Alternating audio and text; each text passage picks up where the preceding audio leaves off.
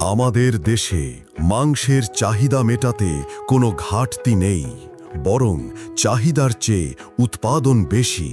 প্রতি বছর প্রায় 10 লাখ টন মাংস উদ্বৃত্ত থাকে। গবাদি পশু উৎপাদনে বিশ্বে আমরা 12তম স্থানে।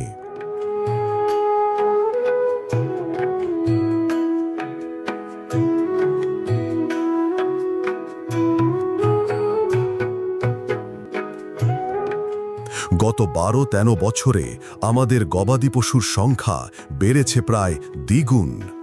1 কেজি গরুর মাংস উৎপাদনে খরচ হয় 380 থেকে 400 টাকা। এই হিসাবে দেশের মানুষের অনেক কম দামে গরুর মাংস পাওয়ার কথা। এটা দেশের জন্য অবশ্যই স্বস্তির খবর, কিন্তু বাস্তবতা ভিন্ন। ভোক্তাকে 1 কেজি গরুর মাংস কিনতে এখন গুনতে হচ্ছে 750 থেকে 800 টাকা।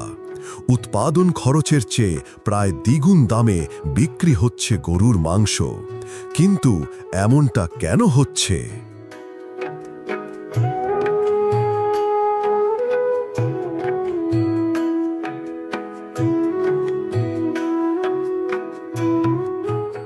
বিভিন্ন তথ্য বিশ্লেষণে দেখা যাচ্ছে গরুর মাংস আরও কম দামে কিনতে পারত দেশের মানুষ। 800 টাকা নয়, 1 কেজি গরুর মাংস 500 টাকায় ক্রয় করা সম্ভব। তবে তার জন্য কিছু পদক্ষেপ নিতে হবে। প্রথমত, পশুবাহী ট্রাক থেকে চাঁদাবাজি বন্ধ করতে হবে, কারণ এই চাঁদাবাজির টাকা পশুর দামের সঙ্গে যুক্ত হয়। দ্বিতীয়ত, পশুর হাটগুলোতে মাত্রাতিরিক্ত হাসিল আদায় বন্ধ করতে হবে। বাড়তি হাসিলের অর্থ শেষ পর্যন্ত ভোক্তার পকেট থেকেই যায়। তৃতীয়ত, গত কয়েক বছরে গরু পালন আর প্রান্তিক খামারিদের হাতে নেই। রাজনৈতিক দলের নেতা, সংসদ সদস্য সহ বড় বড় ব্যবসায়ীদের হাতে চলে গেছে। তাদের প্রভাবও পড়ছে গরুর দাম এবং মাংসের দামে। বাজার বিশ্লেষকরা বলছেন, মাংস ব্যবসায়ীদের সিন্ডিকেটও দাম বাড়াতে ভূমিকা রাখে। এই সিন্ডিকেট ভাঙা জরুরি। এছাড়াও ঢাকা সিটি কর্পোরেশনের অবিবেচকের মতো করে কেজিতে 100 থেকে 150 টাকা বেশি মূল্য নির্ধারণ পদ্ধতি বন্ধ করতে হবে।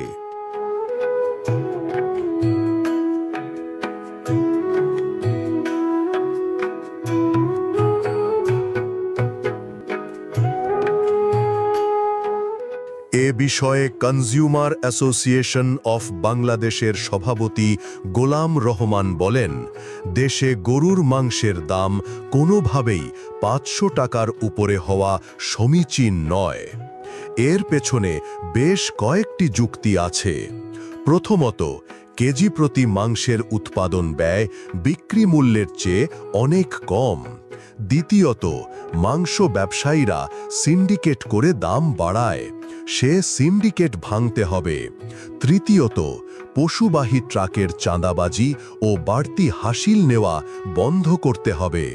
চতুর্থত, বাস্তবতার নিরিখে সিটি কর্পোরেশনকে মূল্য নির্ধারণ করতে হবে।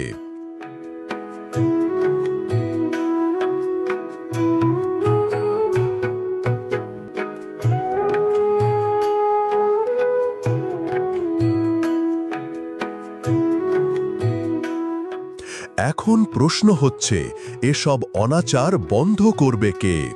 সরকারের কোনো সংস্থা এসব বিষয়ে যেন গুরুত্বই দেয় না। যুগ যুগ ধরে এসব চলে আসছে, কিন্তু সমাধান করার কেউ নেই। মাঝখান থেকে দেশের সাধারণ মানুষের পকেট থেকে হাতিয়ে নেওয়া হচ্ছে বাড়তি টাকা।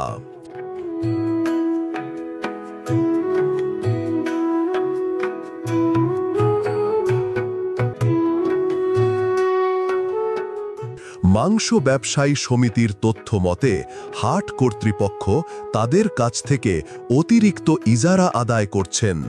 যেমন গাবতলী গরুর হাট ইজারা নেওয়ার শর্ত হল প্রতিটি গরুর সরকার নির্ধারিত খাজনা হবে 100 টাকা। কিন্তু এই শর্ত না মেনে ইজারাদাররা অবৈধভাবে গরু প্রতি 4 হতে 5,000 টাকাও আদায় করছে। এভাবে একটি গরু শহরের ভেতরে 3টি হাটে স্থানান্তরিত হলেই গরুর দাম বেড়ে যায় প্রায় 15,000 টাকা। এর প্রভাব সরাসরি এসে পড়ে মাংসের দামের ওপর। তাদের কথা, এই চাঁদা কমানো গেলে মাংসের দামও কেজিতে 100 থেকে 150 টাকা কমানো যাবে।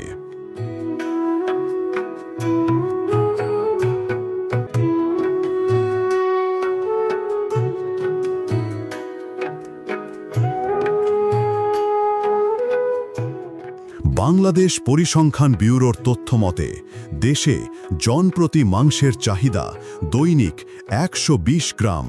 সে হিসাবে বছরে মাংসের চাহিদা 74,37,000 মেট্রিক টন। অথচ বছরে মাংসের উৎপাদন হচ্ছে 84,40,000 টন, অর্থাৎ মাংস উদ্বৃত্ত হয় 10 লাখ টন।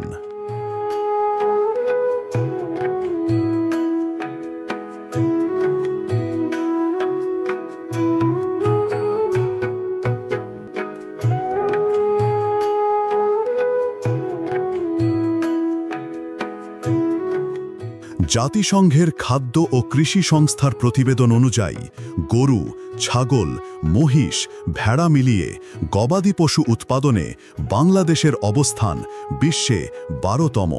সুতরাং দেশে মাংসের চাহিদা পূরণে গবাদি পশুর কোনো কমতি নেই। তবুও প্রতি বছর গরুর মাংসসহ সব ধরনের মাংসের দাম বাড়ছে লাফিয়ে লাফিয়ে। অথচ মাত্র 12 হতে 13 বছর আগেও দেশে 1 কেজি গরুর মাংস মিলত মাত্র 250 টাকায়। 2013 সালে এই দামে গরুর মাংস কিনেছেন দেশের মানুষ। এরপর বিভিন্ন সময় নানা অজুহাতে মাংসের দাম বেড়েছে। 2013 সালে বেড়ে হয় 275 টাকা, 2014 সালে 280 থেকে 290 টাকা, 2015 সালে 300 টাকা, পরে 370 টাকা, 2017 সালে 420 টাকা এবং আবারও বেড়ে 440 টাকা হয়। 2018 সালে 500 টাকা, 2019 সালে 550 টাকা, 2020 সালে 600 টাকা এবং 2021 সালে 650 টাকা হয়। এরপর 2022 সালের শুরু থেকেই গরুর মাংসের কেজি 700 এবং 750 থেকে 800 টাকা হয়। অথচ গরুর খামারিরা বলছেন কেজি প্রতি মাংস উৎপাদনে খরচ হয় 380 থেকে 400 টাকা। তাই প্রতি কেজি গরুর মাংসের দাম 450 থেকে 500 টাকার বেশি হওয়া উচিত নয়।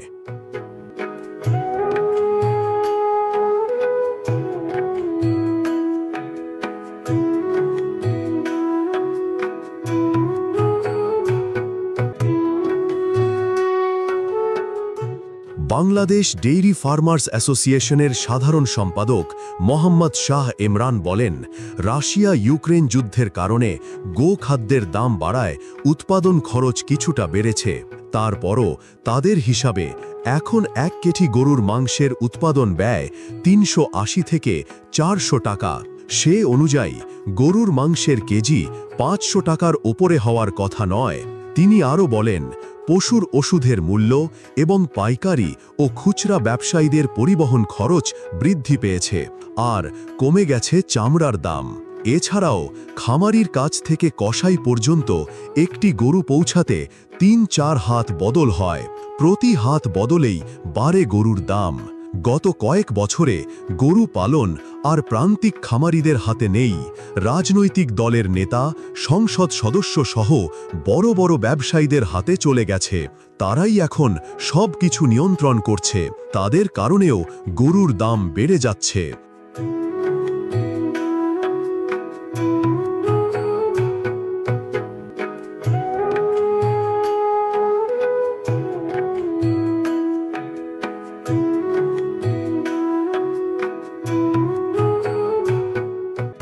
বাংলাদেশ ডেইরি ফার্মার্স অ্যাসোসিয়েশনের তথ্য বলছে, বাংলাদেশে গরুর মাংসের দাম উন্নত বিশ্বের অনেক দেশের চেয়ে বেশি। মধ্যপ্রাচ্যের দেশ ওমানে গরুর মাংসের কেজি বাংলাদেশি টাকায় ৫৫০ টাকা। নিউ ইয়র্কে প্রতি কেজি গরুর মাংসের দাম ৫২০ টাকার মতো। কানাডায় প্রতি কেজি গরুর মাংস ৮৮০ টাকার মতো। অস্ট্রেলিয়ার অত্যন্ত মূল্যবান অ্যাঙ্গাস গরুর মাংসের প্রতি কেজির দাম ৪০০ টাকা। ভারতের পশ্চিমবঙ্গের কলকাতায় গরুর মাংসের দাম প্রতি কেজি ২৩৫ হতে ২৭০ টাকা। ইসলামাবাদে ১ কেজি গরুর মাংসের দাম প্রায় ৪০০ টাকা।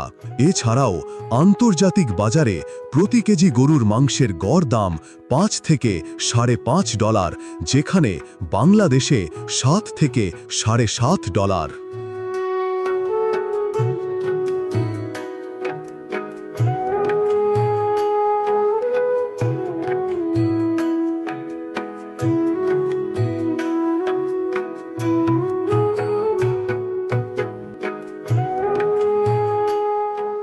একটা সময় মাংসের চাহিদা পূরণে প্রতিবেশী দেশ ভারতের ওপর কম বেশি নির্ভরশীল ছিল বাংলাদেশ।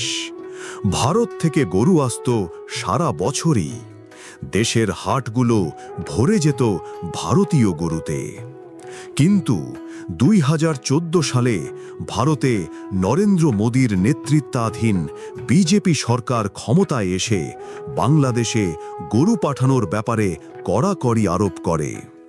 ২০১৫ সালের ১ এপ্রিল দেশটির তৎকালীন স্বরাষ্ট্রমন্ত্রীর এক নির্দেশনার পর সে দেশ থেকে বাংলাদেশে গবাদি পশু আসা এক প্রকার বন্ধ হয়ে যায়।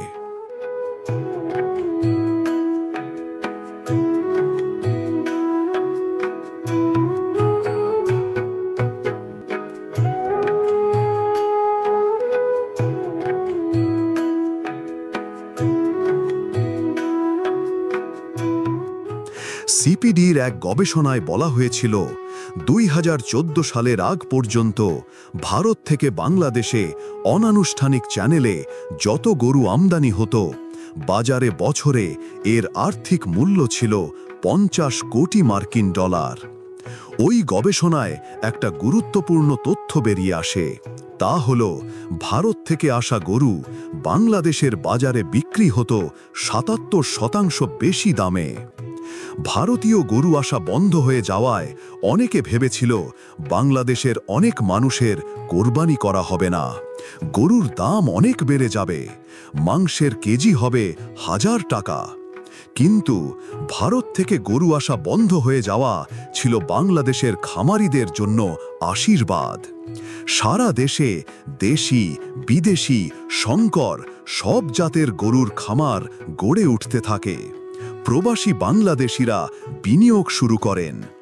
অনেক তরুণ যুক্তরাজ্য, কানাডা, অস্ট্রেলিয়ায় লেখাপড়া শেষ করে সেখানে চাকরি না করে দেশে ফিরে গরুর খামার দেন।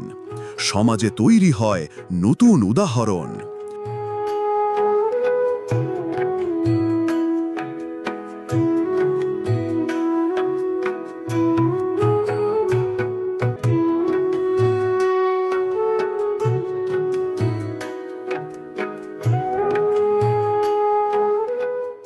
ভারত থেকে গবাদি পশু আসা বন্ধ হওয়ার পর দেশে প্রতি বছর ২৫% হারে গবাদি পশুর খামার বাড়ছে। ছোট বড় মিলিয়ে খামারের সংখ্যা দাঁড়িয়েছে প্রায় ১৫ লাখ, যার ফলে গরু ছাগলের সংখ্যা বেড়েছে প্রায় ২৫ লাখ। মাংসের চাহিদা পূরণে আমরা এখন অনেকটাই স্বনির্ভর। তবুও কেন আমাদের বেশি দামে মাংস কিনতে হচ্ছে? এই প্রশ্নের উত্তর খুঁজে বের করা এবং প্রয়োজনীয় পদক্ষেপ নেওয়া এখন সময়ের দাবি।